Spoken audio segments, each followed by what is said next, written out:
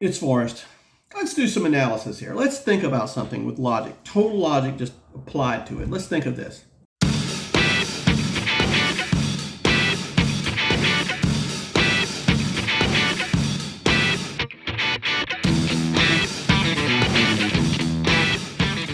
Does it make more sense to have, and we're going to talk about, just for general conversation, a 3 or 4 car haulers.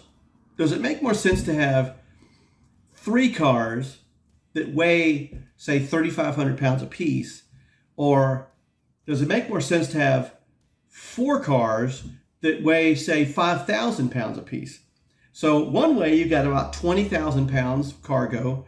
The other way you've got like 12,000 pounds of cargo.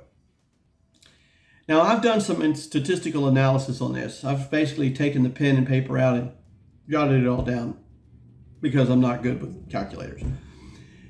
I'm going to tell you, if you, over the long haul, if you continue to run 12,000 pounds on a 3-car hauler, which typical trailer, let's say the trailer weighs in, and by the time you put the two together, you're at 22 or 25,000 pounds, 22,000 pounds, let's say, total GVWR going down the road.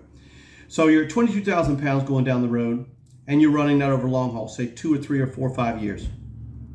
Or you've got the same F350, and you're running a 4-car, right? You're running a Easy 4, I think is the most common ones out there. So you're running Easy 4. The trailer easily exceeds 7,500 pounds.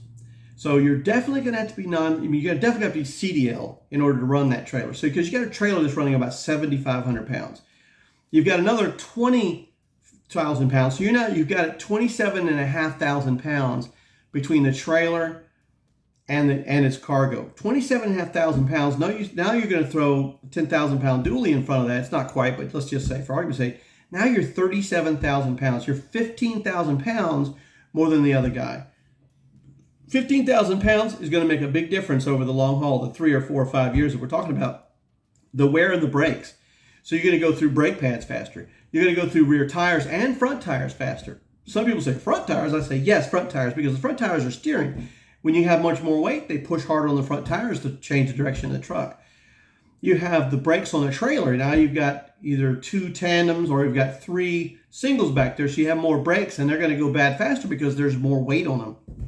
So, and then of course there's the obvious.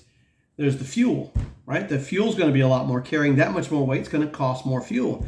Then there's the transmission that's being pushed to its maximum. So you're going to have to service the transmission. Even if you're using synthetics like you should be, you're probably going to have to change it a little more regularly.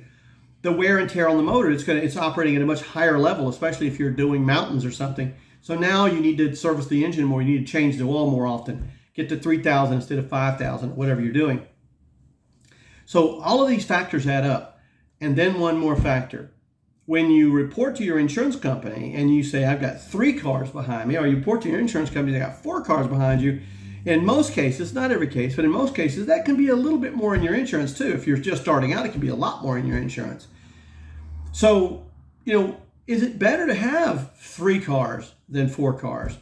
And the reason I say that is because if you look at it from a perspective, let's say you pick up 3 cars and they're 80 cents a mile cars. That's 3 times 80 cents. That's $2.40 a mile. Even if the other car, if you picked up 4th car and that adds another 80 cents to there, you go to $3.20 a mile from $2.40 a mile. That's an 80 cents a mile. You don't have to have but a decrease of a very few miles per gallon in order to maybe 1 or 2 miles to gallon, and it'll happen. That much difference in weight can make the difference because of the trailer. It's not just the car's weight. Sure, you're adding an extra 4,000 pound car on there, but you're adding a trailer, that's extra 2,000 pounds for the trailer, right? So you're adding 2,000 to the trailer and 4,000, that's 6,000 pounds with a 4,000 pound car. You've just added 6,000 pounds to your journey. 6,000 more pounds that are holding you back, doing all those crazy things as far as wearing your car out, or your truck rather. So you really need to think hard are you in business to make money, or are you in business to have the biggest truck and the biggest trailer? I saw a dually the other day. I saw an F450. It had these big gaudy rims on it, big off-road tires on it, big old winch on the front and light bar and everything. And he was pulling a Mini 4 behind that thing.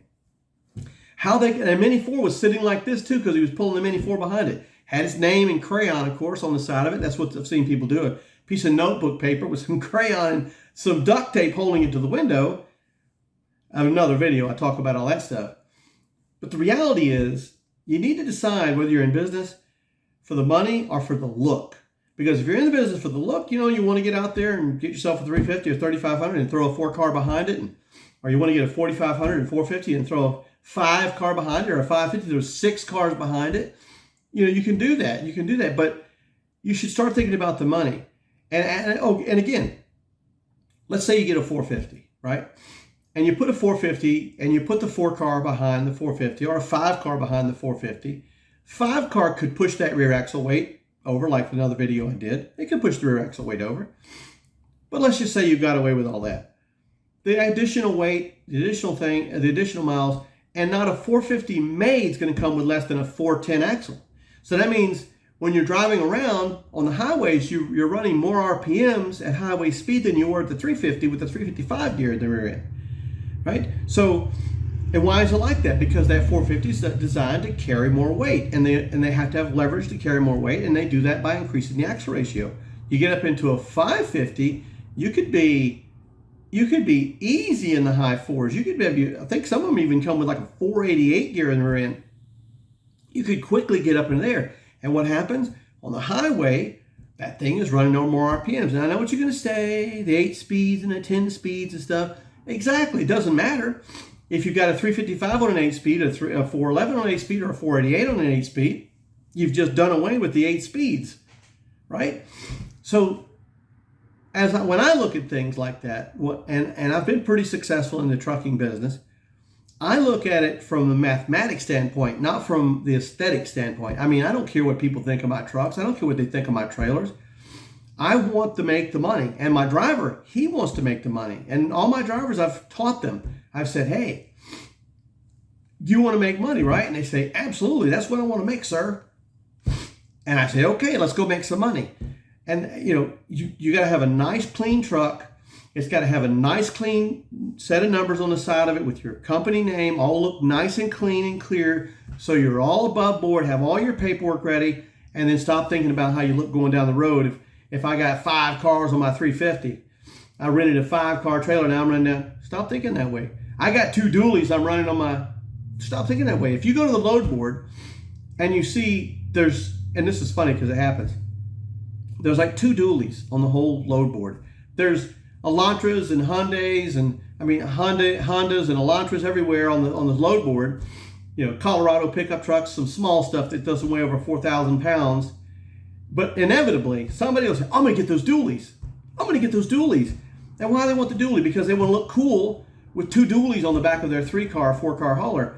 By the way, if you're trying to put 2 dualies in a 4-car like the Mini 4, I don't even think you can get them on there. Maybe if you put one on top and one on the bottom, you can pull it off. But again, you got 2 vehicles, they're going to pay the same amount of money. So the object of this video is just to tell you that you got to be careful with what you're doing out there. It's not always the bigger the better. It doesn't always work that way. Go for the money, don't go for the look. And thank you for watching.